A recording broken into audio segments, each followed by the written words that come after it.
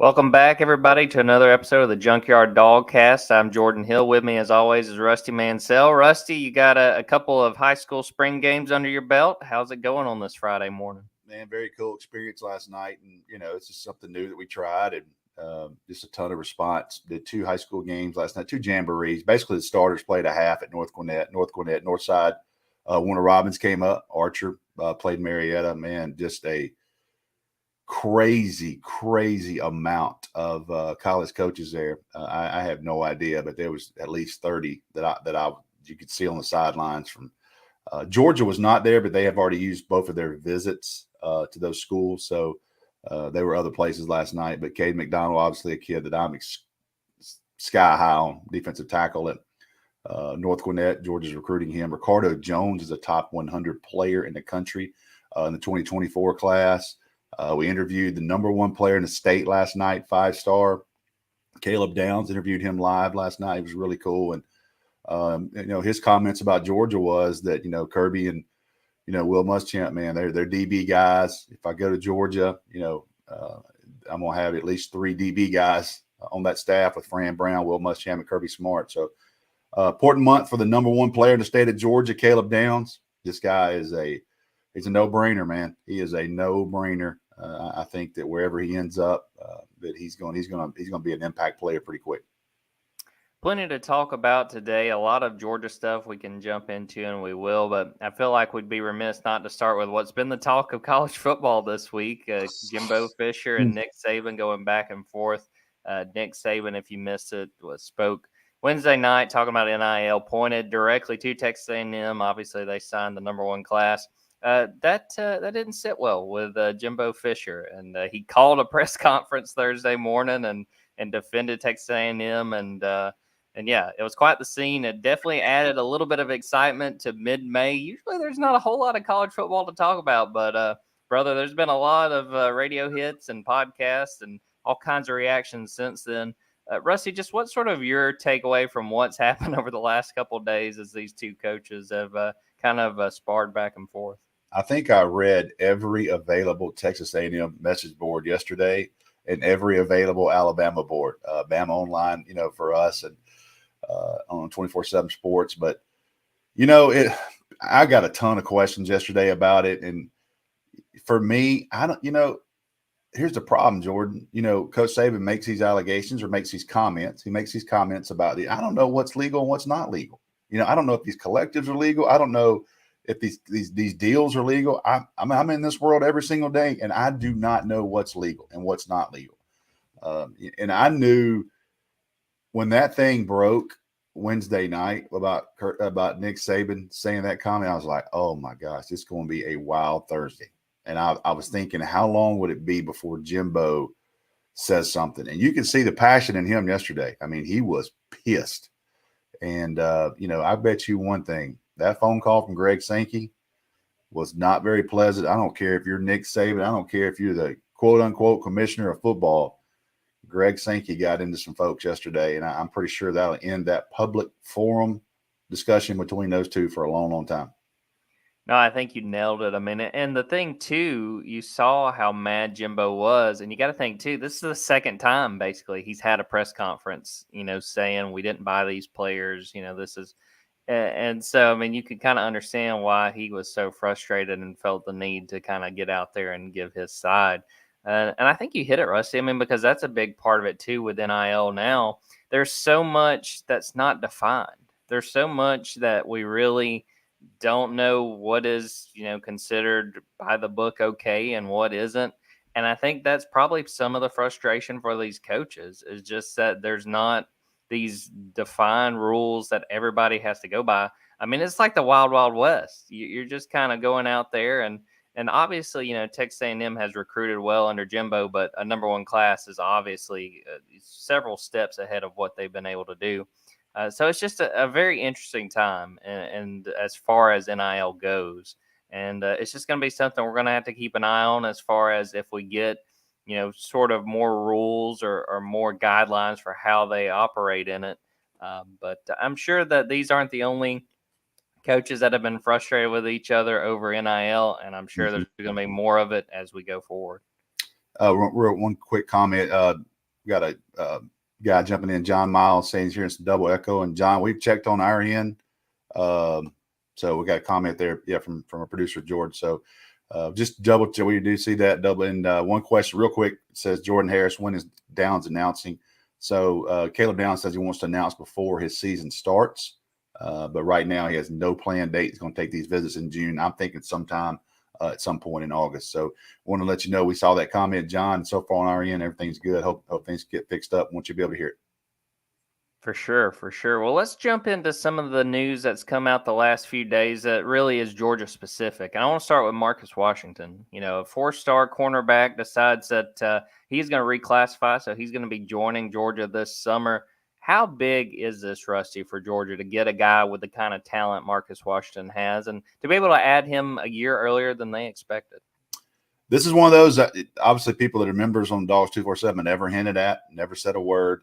I've known this for about 4 weeks now, and this is the situation to where this is this young man's decision to skip his senior season. He took his OV last weekend. I think about 2 weeks ago, everything was cleared. I think he had to finish another class. So his dad, former Georgia player, Marcus Washington Sr., who was in, I think, the 2005 class at Georgia, they got him approved. Everything was good. His dad sent me a DM, said, hey, we're going to release it tonight. I called Marcus, got a few quotes, but this is a young man that is just, I think the future for him, I mean, I co-own a company, MVP Camps, and in 2021, we tested over 1,100 kids through 5 camps, I believe, and we laser tested 1,100 kids. And Marcus Washington was the 3rd fastest one of any of them. I mean, this guy ran 4.45 at 6'1", 172 pounds. I think he's a cornerback. I think he's going to play corner in Athens. Could potentially grow into maybe a nickel or something. But, he's got the right mind frame. He's like, man, I'm eligible to go. I might as well go ahead and go get in a college weight program. He was going to be in Athens in December anyway, once his senior season was over. And I just think it was a great decision for both parties because everybody was aligned on what the goal was here. And he'll be in Athens in about 10 days, man, which is crazy. He's finishing up his, basically is now his senior year. And I just think this guy, not enough publicity about what that decision is. I think this guy can help Georgia. I think this guy can play some next year. I really do. He is long. He's athletic. And I just think it was a really, really big deal to add him. That 2022 DB class, when we go back and look at it, 2-3 years from now, whoa, it could be something really, really special. Yeah, I mean, you think just specifically at those corners with Dalen Everett and Jaheim Singletary, Julian Humphrey, and then adding him as well. And you can hit on this too, and I think you kind of did just then, Rusty. But, we talk about the early enrollees, just how big that is to kind of get a jump start. I mean, I'd say it's just that much more so to get a year in early, to be able, like you said, to get into the condition and just to learn what it takes to play in the SEC. I mean, you think about the challenge especially those guys in the secondary face week after week.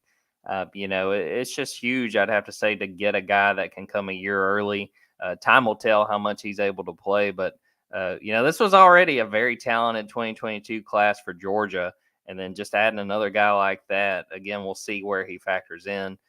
But I'd say that's just huge for Georgia to get a guy that can come in early and learn the ropes, because eventually I'm sure he's going to be called on in a big way. Yeah, I mean, and people to be able to practice at a Kirby Smart pace. He didn't give me permission to say it, so I won't. But I had a parent of a very, very, very high level prospect, and that's very highly recruited, tell me they've been all over the place, and Georgia practice is different. Like it is very, very fast paced. You're not standing around. It's intense. And, for Marcus Washington, he's going to come in and get a year of that, get a summer of that, and get a fall of that, and he'll be that much further along. But I do think at some point next year, I would not be surprised if Marcus Washington is not helping Georgia in some way, shape, fashion, form. Special teams for sure because of the speed. And then this young man, can he get in? Can he learn it? Can he play? And, I've learned those corners and wide receivers, once they kind of get a little bit of knowledge of the game, the natural athleticism takes over, and it's just covering a guy, running routes, and tackling. O-line, D-line, quarterback. Closer you get to that center, it's a little more difficult to play earlier. But those guys out on the edge, once that switch flips pretty much for those guys, it's that natural athletic ability that takes over, gets those guys on the field earlier. Yeah, I mean, on the point too with practicing, we heard, how Georgia practices, and going back to Georgia's pro day, talking to those guys that were getting ready for the NFL. I mean, I think they understood that it was a situation that they felt prepared them for the next level. And I think, you look at just the draft as it stood. I mean, 15 guys drafted. A lot of people realize that, Georgia's guys work on a daily basis in a way that, they want to bring those to NFL franchises. So to me, that doesn't surprise me, specifically the fact that, people see that Georgia works differently. I mean, from what little we get to see at practice, I mean, they're going nonstop. There's not a whole lot of standing around. It's I think about seeing Nolan Smith at one point during spring practice this year, and he had a scrape or something, had a little bit of blood on his elbow, and the trainer was walking over. He waved her off. He's like, "I gotta go. I gotta go." Yeah. So I mean, that's just sort of how it goes in Athens. Yeah. I mean, it is what it is. If you've got a chance, it's been a long time since anybody's seen a really, really real practice. But I know the pace and everything I hear from what they demand. And I think, what was it? Was it the Ravens or the Steelers GM that made the comment about, hey, watching those guys practice, watching what they do. I mean, the guy made a comment like, I might draft the whole team. And that says a lot about what's going on there right now.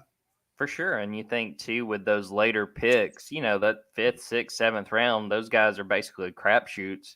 I think I'd take a chance on a Georgia guy. If you've got one of those later picks, hey man, take a chance on one of these guys. And we've seen how those guys out of the program work. I would say you've got as good a chance as any on the hit rate with a guy like that, because you know how they work. Yeah. Oh yeah. They've been through it now. They've been, let's just say, coached hard. I think that's a very accurate description. We'll talk a few more minutes before we go into a break. And Rusty, I'll just throw it to you. Just recruiting. What has sort of stood out as far as this point in the year, where Georgia's at? I know we saw last week coaches traveling, going all over the country looking at guys. What sort of stands out from what you've heard or what you've seen the last few days? Well, kind of update every day on Dogs 247, as many as we could confirm. Coaches out on the road. And, Wednesday night, to me, Wednesday night kind of was a little bit of an eye-opener because, Lawson Lucky's a kid whose dad played at Georgia. His mom went to Georgia. This kid's he's a Georgia legacy. Both his uncles played at Georgia. Both his uncles, his dad played with Kirby Smart. And, I'm standing there, and Todd Hartley's standing there, and Alabama's standing there, and Notre Dame's standing there. Ole Miss is standing there.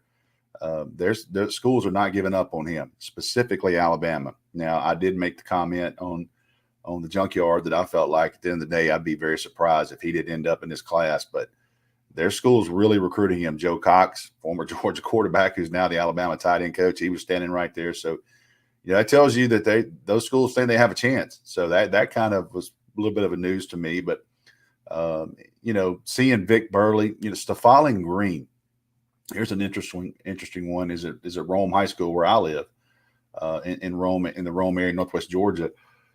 Stefan is a 4-star prospect, and, they have a kind of a different philosophy. You don't camp. You don't go to camps if you play for Rome High. The coach believes that you got your game tape, and that's what they want to offer you. They can come watch you in practice. So Stefan Green is a kid that he was one of the most impressive kids I've seen so far this spring. I mean, this was highly energetic. I mean, this guy can freaking play.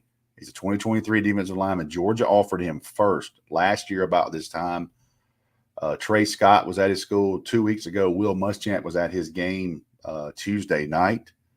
And this is a kid that's, he's got official set to Clemson, Ohio State, and Alabama in June. And, right now he doesn't have an official set to Georgia. Georgia's definitely in this thing for him. But Stefan Green, because he doesn't do the camp circuit, he didn't do the Under Armour camps. And, if I didn't live here, it's kind of hard out of the way to come see. And, man, he was impressive. I mean, he was as good as anybody I've seen so far this spring on the road. So it doesn't surprise me that Will Muschamp was here, seeing him and recruiting him hard. Vic Burley's a guy that everybody's familiar with that follows recruiting down in Warner Robins. Saw him practice last week, and this guy's 6'5", 290 pounds. 285 pounds. He's a no-brainer. So, I think Vic Burley, Stephon Green. I saw Sammy Brown, the guy that's going to be in Athens tomorrow again, one of the top 2024 players in the country. Or some guys I've seen on the road. And, here we are, Jordan. We're sitting here May the 20th, and this is usually that kind of wind down time. But, oh, no, not for Georgia. They're doing official visits this weekend. They're doing their scavenger hunt, which is a big deal tomorrow. They have all these, underclassmen come in, and it's about 10 or 12 guys they do that with. This is not a huge day, like numbers-wise, but it's really a lot of guys with offers. And, I've updated down the Junkyard. So, Sydir Mitchell, kid out of New Jersey, be here on official visit. Jaden Wayne already tweeted he's in Athens, a 5-star from Seattle, defensive end, linebacker type player. So, May 20th, 21st, 22nd, it's already shaping up to be there are going to be a lot of really, really high value targets, I would say, tomorrow in Athens. Never a dull moment in Athens. They're keeping it busy, and I'd say that's not a surprise. Before we go to a break, hey, shout out Jeremy Gann. Got up at 7 a.m. in Oregon watching us. How about that? So yeah, got an early riser. Come watch us talk a little bit about Georgia. All right, we're going to take a quick break, and then we'll be back. I'll talk a little bit about some of the rule changes that are coming and how it may affect Georgia, and jump in and talk about a little bit of some other stuff as well.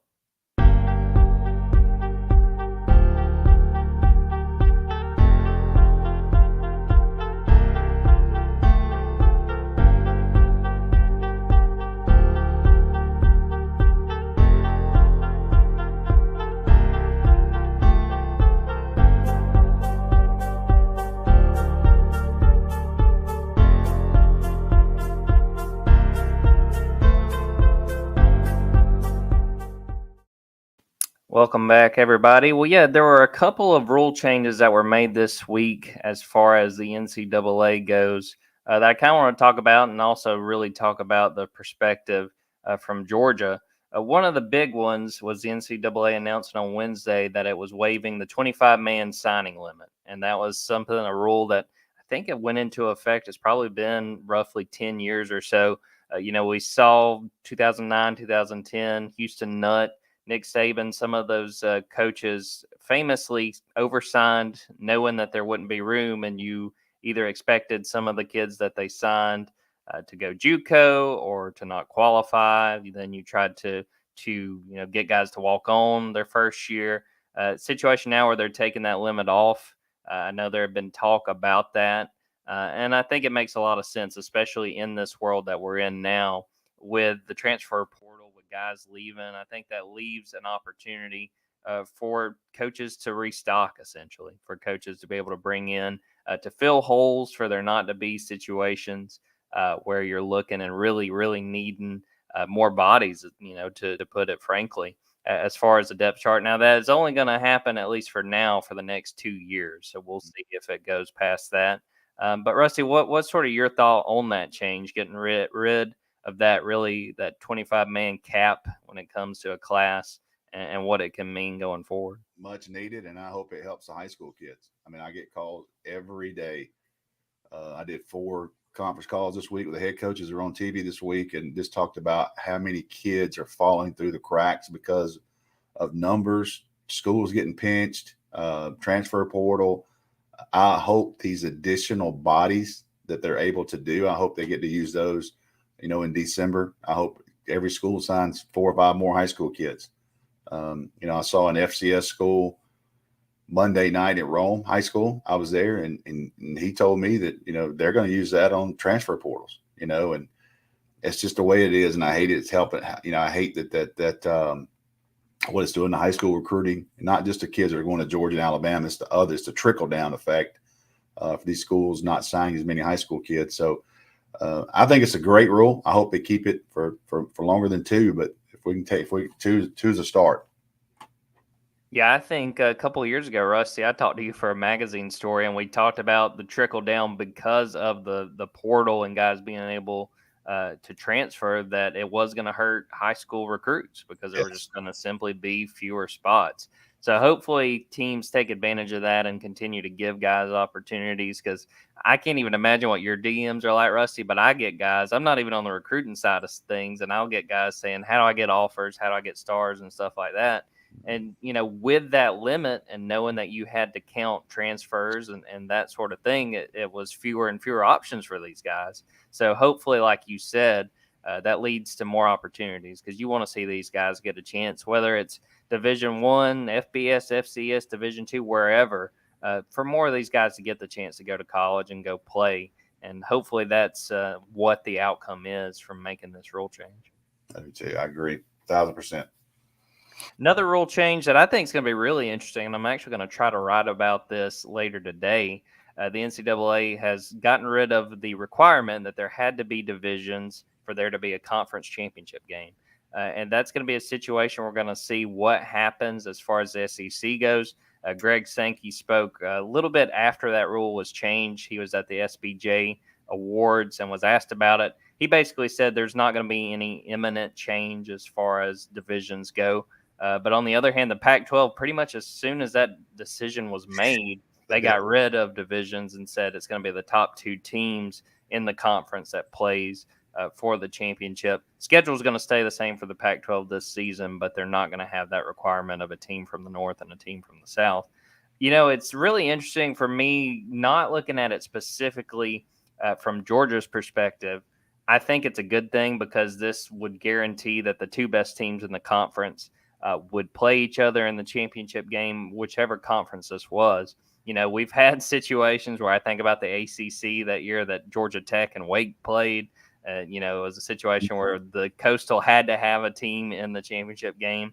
And there was a run there, I think, really probably the early 2010s where the SEC West was just so good.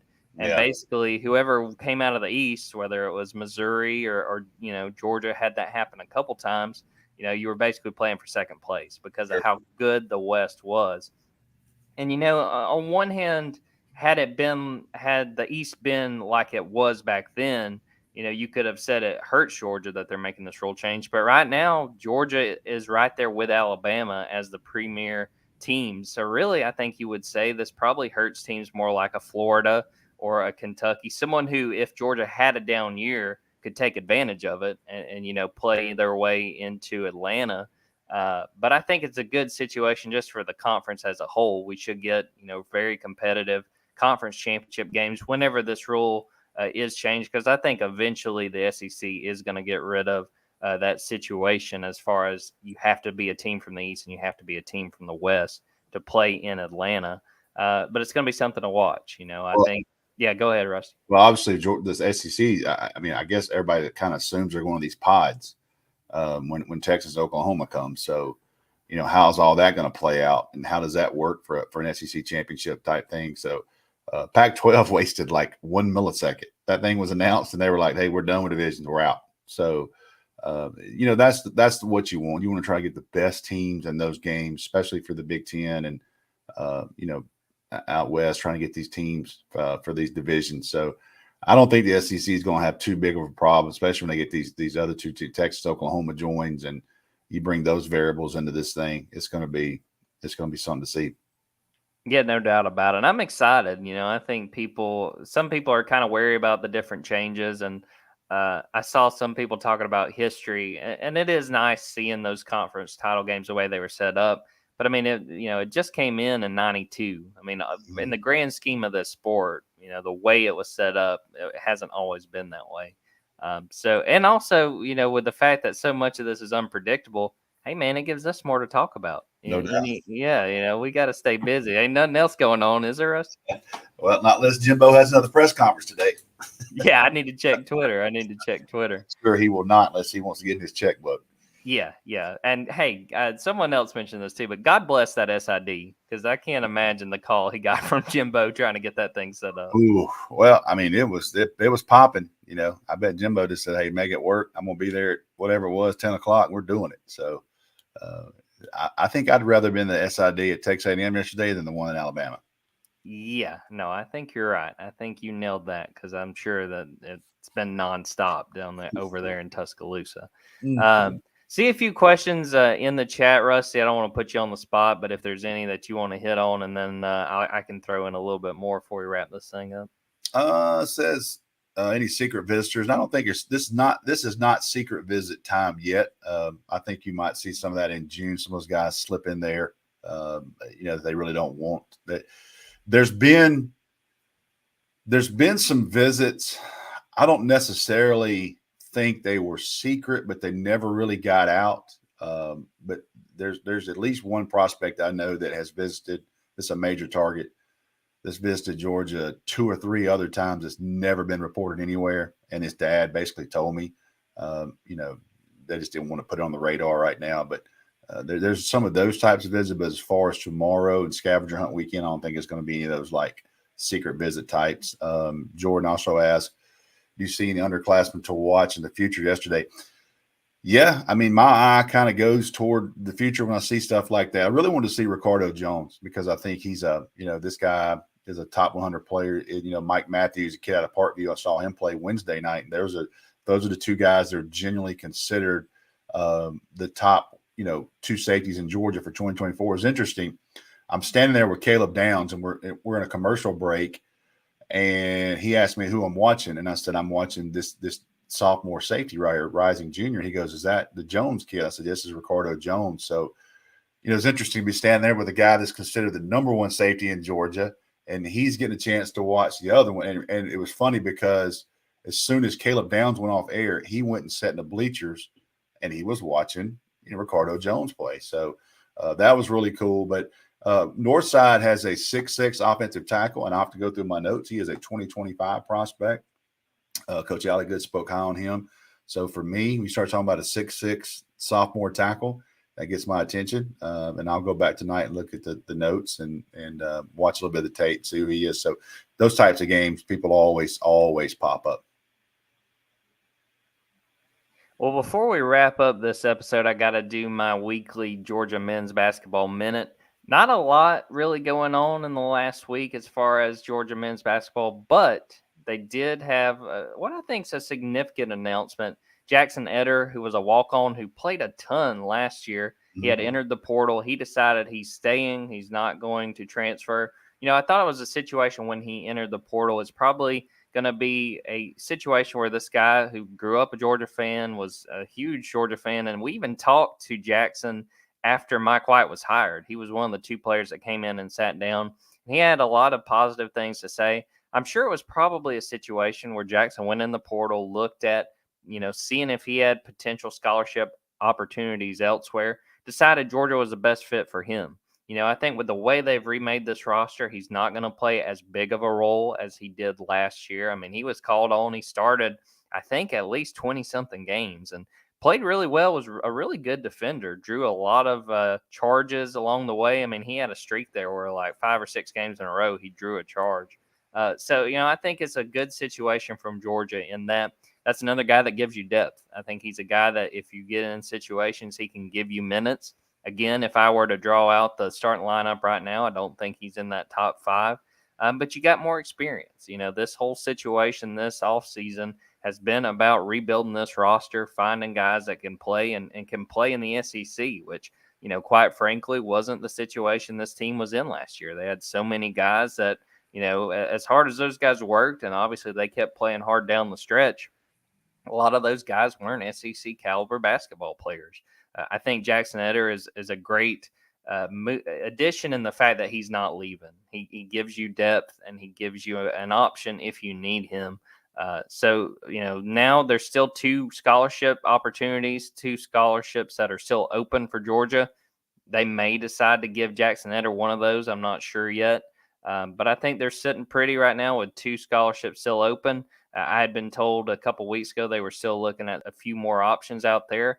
And we'll have to just see what happens as they try to get this schedule and get the roster in a good position going into Mike White's first year. You're the basketball guy. Just trying I wish I could bring more, but I'm listening and learning too. Absolutely, absolutely, and it's been fun. A new era. There's been a lot of news and a lot of changes. It's going to just be something honestly fun to Oh, follow, just to oh see yeah. what they're Oh, able yeah. to accomplish. Mhm. Well, on that note, we're going to wrap this thing up. Appreciate everybody watching all over the country. Appreciate everybody listening. Make sure and subscribe. Make sure and comment and share the podcast and just keep an eye out. We got all kinds of content coming on the website. We'll be here, I'm sure, no doubt, next week, talking about more news, talking about what's going on as we get closer and closer to spring meetings. Rusty, you don't think there's going to be anything to talk about once they meet down there in Destin? I would love. I mean, how many people would love just to sit in that room and see where the seating is? See when they sit around that rectangle table. Where is the seating? So I would want to be sitting beside Lane Kiffin. I bet Lane Kiffin is the guy to sit beside. And so looking forward to that content. And it's go time. It's been kind of people ask about commitments and all that kind of stuff. And I don't know of any commitments right now that are coming up, but I do know it's go time because when June 1st hits, it really starts this weekend with official visits. So June has replaced December. I mean, it's going to be every single weekend. I'm actually on vacation the second week of June and told my wife, look, I got to be home Thursday. I got to be ready for those weekends. When those weekends come up, that Friday, Saturday, and Sunday, trying to keep up what's going on, who's visiting, those types of things. So just about go time in recruiting. No doubt about it. We'll be all over it, no doubt. Well, we're going to wrap it up right there. For Rusty Mansell, I'm Jordan Hill. Thanks, everybody, for watching and listening. And until next time, take care.